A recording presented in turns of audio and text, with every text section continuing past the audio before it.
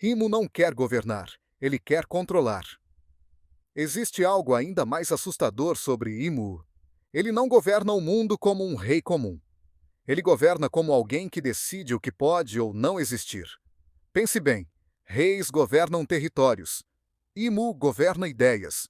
Ele decide quais histórias podem ser contadas, quais nomes podem ser lembrados, quais verdades merecem ser apagadas para sempre.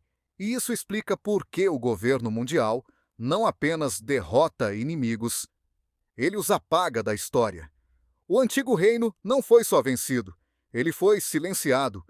Joy Boy não foi só derrotado, ele foi transformado em lenda vaga, quase infantil. Porque enquanto o povo não conhece a verdade, Imo continua sendo invencível. A vontade de D, o erro que Imo não conseguiu apagar. E aqui está o maior fracasso de Imo, a vontade de D. Mesmo depois de 800 anos, mesmo com censura, medo e controle absoluto, esse D continua surgindo, em pessoas diferentes, em eras diferentes, sempre trazendo caos ao sistema. É como se Imo tivesse vencido a guerra, mas perdido a semente. Cada pessoa com o D no nome é um lembrete vivo de que o mundo atual é construído sobre mentiras. E Luffy não é especial só por ser forte. Ele é perigoso porque não quer governar ninguém. Ele não quer controlar nada. Ele só quer ser livre. E para Imo, liberdade é a maior ameaça possível, o verdadeiro terror de Imo. Talvez Imu não tema morrer. Talvez ele já tenha aceitado isso há séculos. O que ele teme é algo muito pior: ser lembrado como o vilão da história.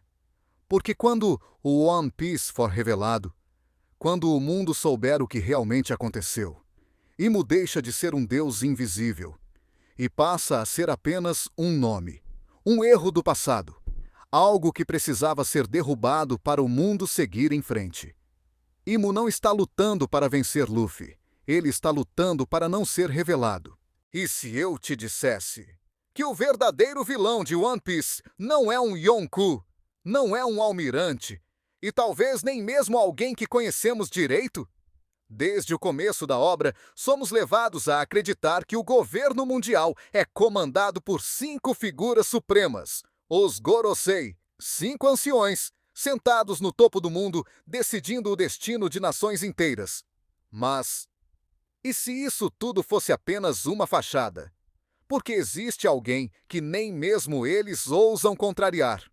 Uma presença silenciosa, um nome que quase nunca é mencionado. Uma sombra sentada no trono vazio. Imu. Quem é Imu? De onde veio? Por que o mundo inteiro parece se curvar diante dessa figura misteriosa? Hoje, nós vamos mergulhar fundo nas teorias mais perturbadoras sobre Imu, conectar pistas espalhadas por toda a obra e tentar responder a pergunta que muda tudo. Imu é apenas um governante, ou algo muito pior. O trono vazio e a grande mentira para entender Imu.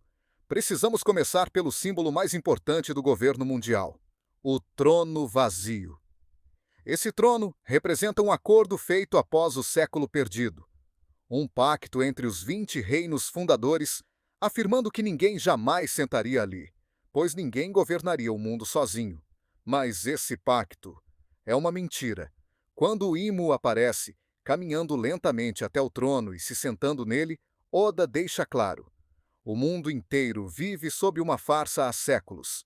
Isso levanta a primeira grande teoria. Imu não é apenas um governante atual. Imu existe desde o século perdido. E isso muda tudo. Imu é imortal?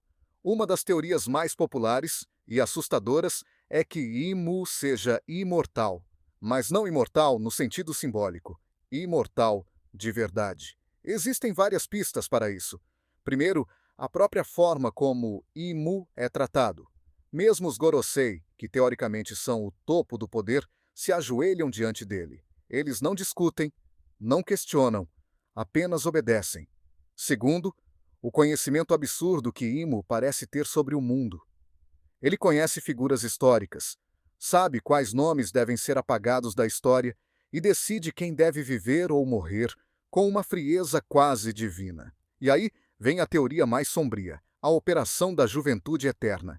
Essa cirurgia lendária, realizada pela OPOP no Mi, concede imortalidade ao custo da vida do usuário. E se no passado alguém já realizou essa cirurgia em Imo?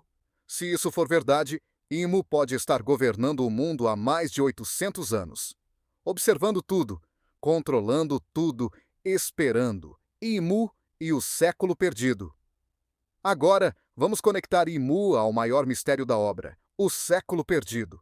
Sabemos que houve uma grande guerra entre o Antigo Reino e os 20 reinos fundadores do governo mundial.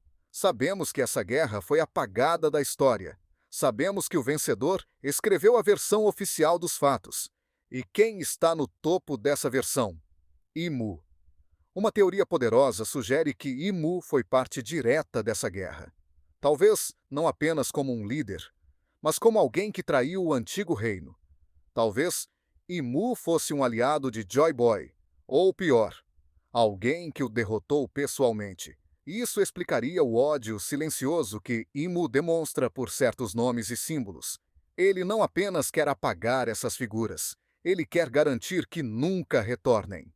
Por que Imu odeia certas pessoas? Um dos momentos mais reveladores é quando Imu observa cartazes de recompensa. Luffy, Blackbeard, Shirahoshi, Vivi. Esses nomes não estão ali por acaso. Cada um representa uma ameaça diferente ao equilíbrio que Imu construiu. Luffy carrega a vontade de D e o espírito de Joy Boy. Blackbeard representa o caos absoluto, alguém impossível de controlar. Shirahoshi é uma arma ancestral viva.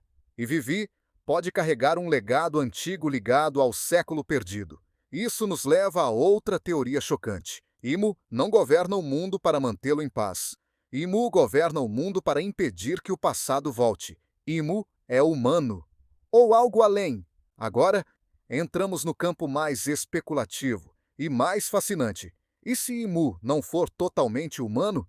A forma como ele é representado, sempre envolto em sombras com uma silhueta quase antinatural, levanta dúvidas. Alguns fãs acreditam que Imu possa ser um ser de outra raça, um sobrevivente de uma civilização antiga, ou até algo relacionado a Akuma no Mi em sua origem. Existe uma teoria de que Imu seria a personificação do controle, o oposto completo da liberdade que Joy Boy representa. Enquanto Joy Boy luta pela liberdade absoluta, Imu luta pela ordem total.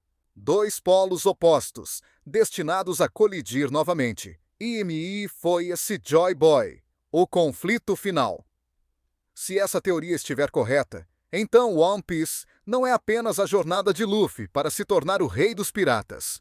É a repetição de um conflito antigo. Joy Boy falhou no passado. O mundo foi moldado por Imu. Agora, o mundo está prestes a escolher novamente. Luffy não luta por poder, ele luta por liberdade. E isso é exatamente o que Imu mais teme. Conclusão: o verdadeiro fim de One Piece. Imu não é apenas um vilão escondido. Ele é o símbolo de tudo que está errado no mundo de One Piece. Mentiras, controle, história apagada. E quanto mais a verdade se aproxima, mais desesperado Imu se torna. A pergunta não é mais se Imu será derrotado. A pergunta é: o que acontece com o mundo quando a verdade finalmente vier à tona? Se você curtiu essa teoria, deixa o like para fortalecer o canal, se inscreve para não perder os próximos vídeos e comenta aqui embaixo. Você acha que Imu é imortal ou algo ainda mais perigoso? E se quiser continuar nesse clima de mistério, clica no próximo vídeo que está aparecendo aí, porque a jornada por trás dos segredos de One Piece está só começando.